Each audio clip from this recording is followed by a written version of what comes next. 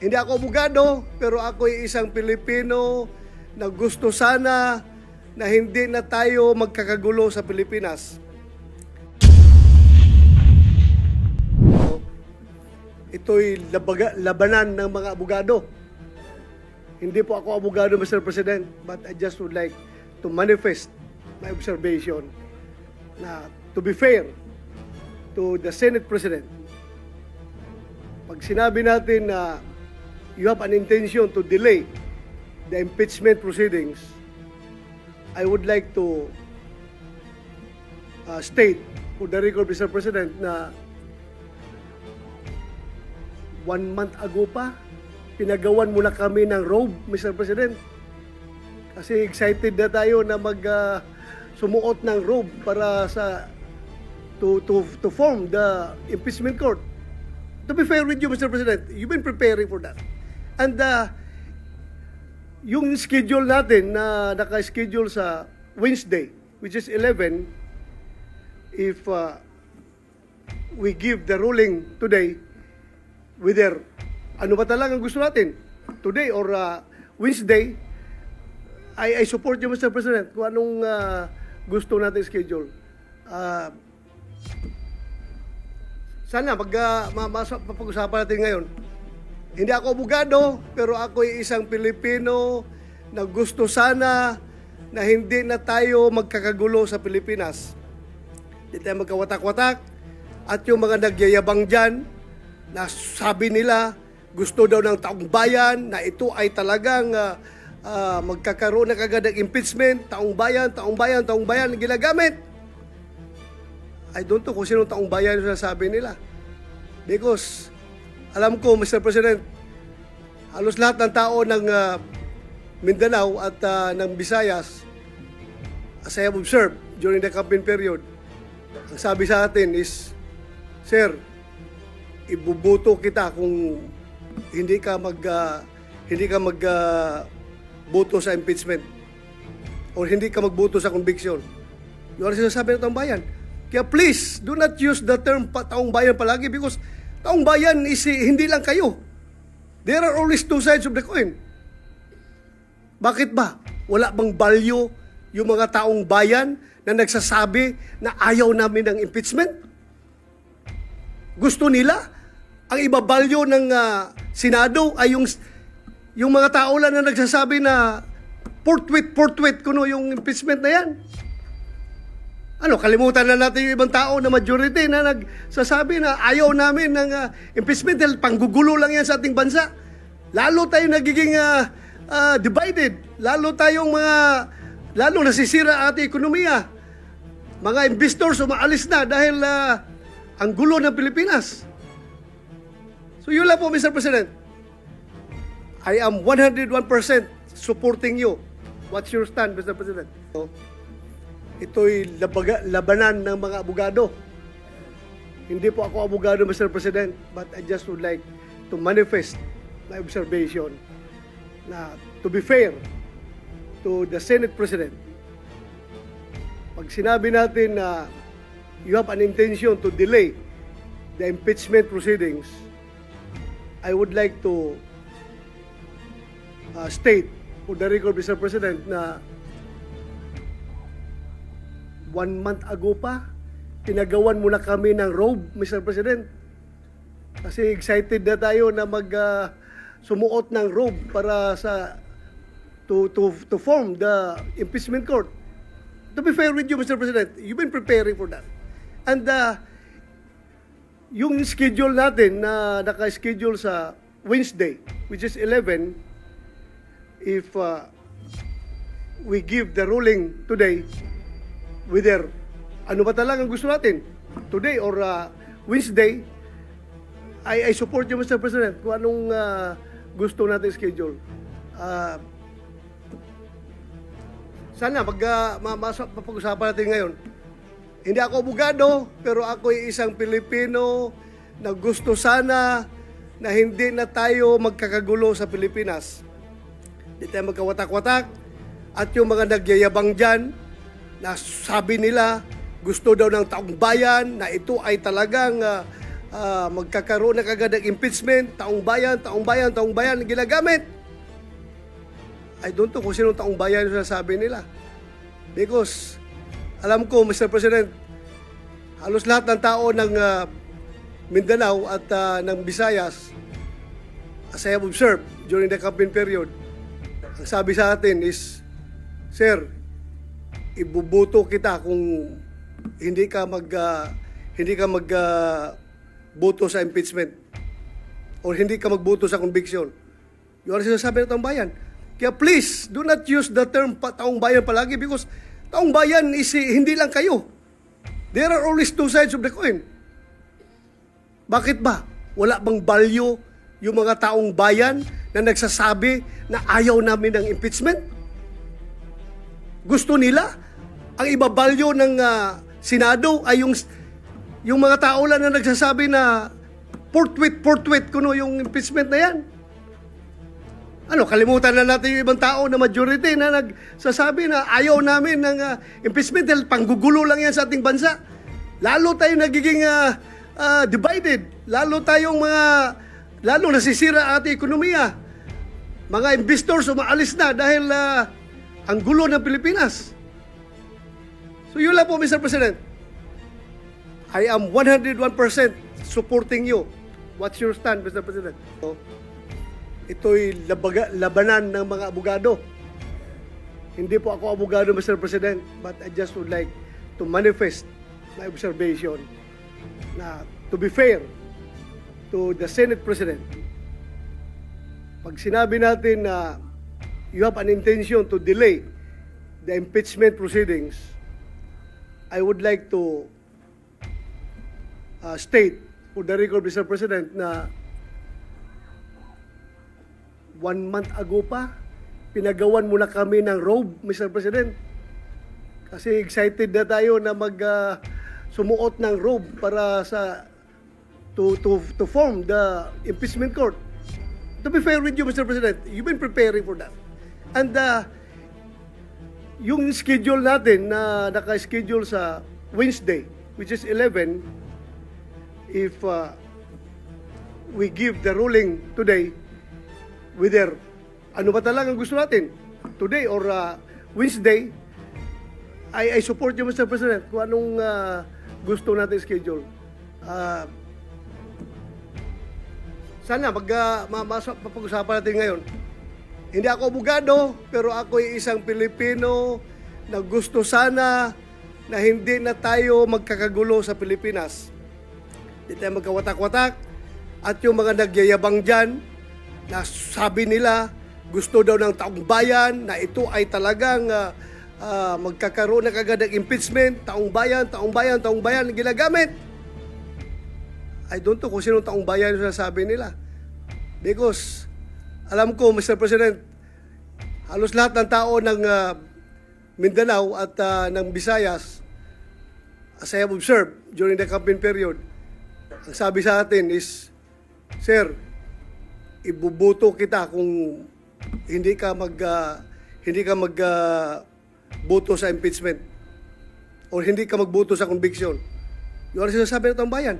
Kaya please, do not use the term taong bayan palagi because taong bayan is hindi lang kayo. There are always two sides of the coin. Bakit ba? Wala bang value yung mga taong bayan na nagsasabi na ayaw namin ng impeachment? Gusto nila ang ibabalyo ng Senado ay yung mga tao lang na nagsasabi na forthwith kuno yung impeachment na yan. Ano, kalimutan na natin yung ibang tao na majority na nagsasabi na ayaw namin ng impeachment dahil panggugulo lang yan sa ating bansa. Lalo tayo nagiging divided. Lalo nasisira ang ating ekonomiya. Mga investors umaalis na dahil ang gulo ng Pilipinas. So yun lang po, Mr. President. I am 101% supporting you. What's your stand, Mr. President? So, ito'y labanan ng mga abogado. Hindi po ako abogado, Mr. President, but I just would like to manifest my observation na to be fair to the Senate President. Pag sinabi natin na you have an intention to delay the impeachment proceedings, I would like to state for the record, Mr. President, na 1 month ago pa, pinagawan muna kami ng robe, Mr. President. Kasi excited na tayo na sumuot ng robe para to form the impeachment court. To be fair with you, Mr. President, you've been preparing for that.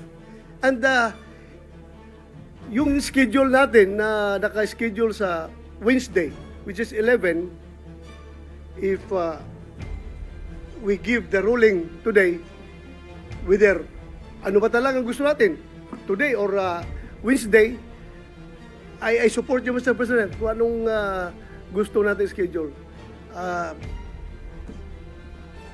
Sana mapag-usapan natin ngayon.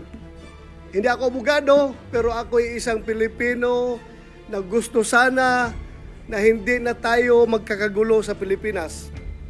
Hindi tayo magkawatak-watak. At yung mga nagyayabang dyan, na sabi nila, gusto daw ng taong bayan, na ito ay talagang magkakaroon na kagad ng impeachment, taong bayan, ginagamit. I don't know kung sinong taong bayan yung sinasabi nila.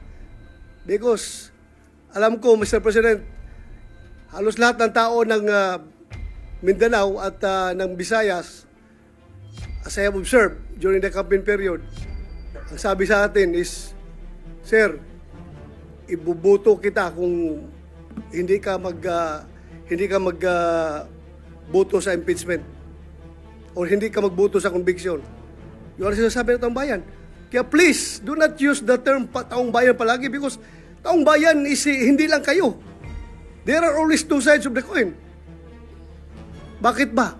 Wala bang value yung mga taong bayan na nagsasabi na ayaw namin ng impeachment? Gusto nila? Ang ibabalyo ng Senado ay yung mga tao lang na nagsasabi na forthwith kuno yung impeachment na yan.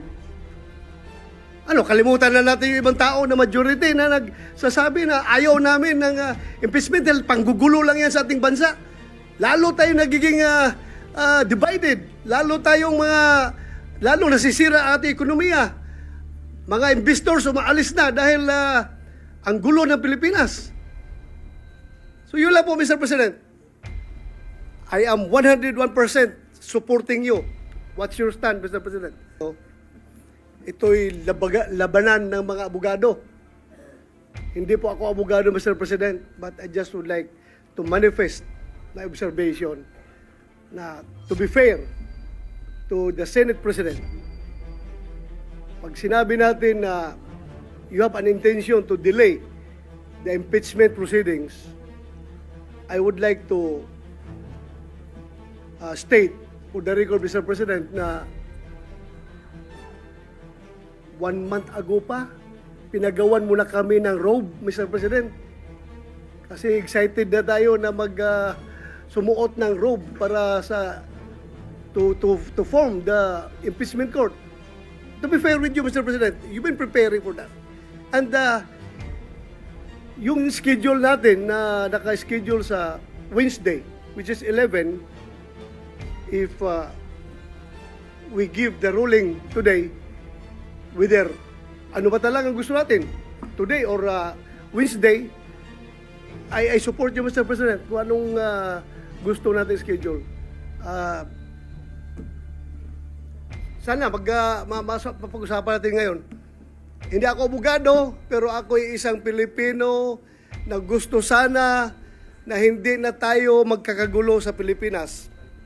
Hindi tayo magkawatak-watak. At yung mga nagyayabang dyan, na sabi nila, gusto daw ng taong bayan, na ito ay talagang magkakaroon na kagad ng impeachment, taong bayan, ginagamit. I don't know kung sinong taong bayan yung sinasabi nila. Because, alam ko, Mr. President, halos lahat ng tao ng Mindanao at ng Visayas, as I have observed during the campaign period, ang sabi sa atin is, Sir, ibubuto kita kung hindi ka magboto sa impeachment or hindi ka magboto sa conviction. Yung sinasabi ng taong bayan. Kaya please, do not use the term taong bayan palagi because taong bayan is hindi lang kayo. There are always two sides of the coin. Bakit ba? Wala bang value yung mga taong bayan na nagsasabi na ayaw namin ng impeachment? Gusto nila?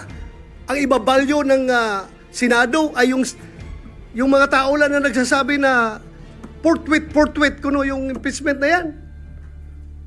Ano, kalimutan na natin yung ibang tao na majority na nagsasabi na ayaw namin ng impeachment dahil panggugulo lang yan sa ating bansa. Lalo tayo nagiging divided. Lalo nasisira ang ating ekonomiya. Mga investors umaalis na dahil ang gulo ng Pilipinas. So yun lang po, Mr. President. I am 101% supporting you. What's your stand, Mr. President? So, ito'y labanan ng mga abogado. Hindi po ako abogado, Mr. President, but I just would like to manifest my observation na to be fair to the Senate President, pag sinabi natin na you have an intention to delay the impeachment proceedings, I would like to state for the record, Mr. President, na 1 month ago pa, pinagawan muna kami ng robe, Mr. President. Kasi excited na tayo na sumuot ng robe para to form the impeachment court. To be fair with you, Mr. President, you've been preparing for that. And yung schedule natin na naka-schedule sa Wednesday, which is 11, if we give the ruling today, whether ano ba talagang gusto natin, today or Wednesday, I support you, Mr. President, kung anong gusto natin schedule. Sana pag-usapan natin ngayon.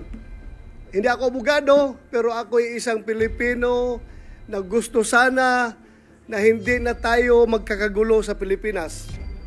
Hindi tayo magkawatak-watak. At yung mga nagyayabang dyan, na sabi nila, gusto daw ng taong bayan, na ito ay talagang magkakaroon na kagad ng impeachment, taong bayan, ginagamit. I don't know kung sino taong bayan yung sasabi nila.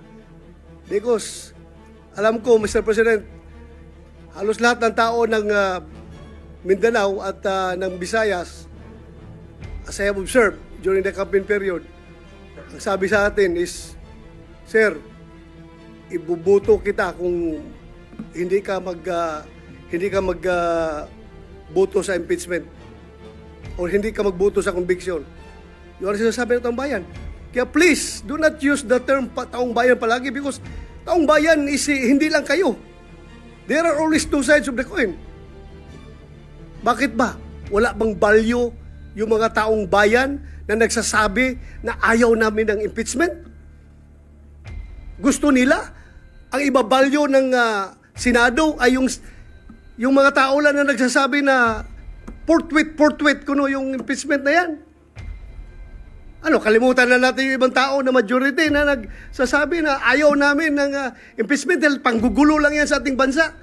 Lalo tayo nagiging divided. Lalo nasisira ang ating ekonomiya. Mga investors umaalis na dahil ang gulo ng Pilipinas. So yun lang po, Mr. President. I am 101% supporting you. What's your stand, Mr. President?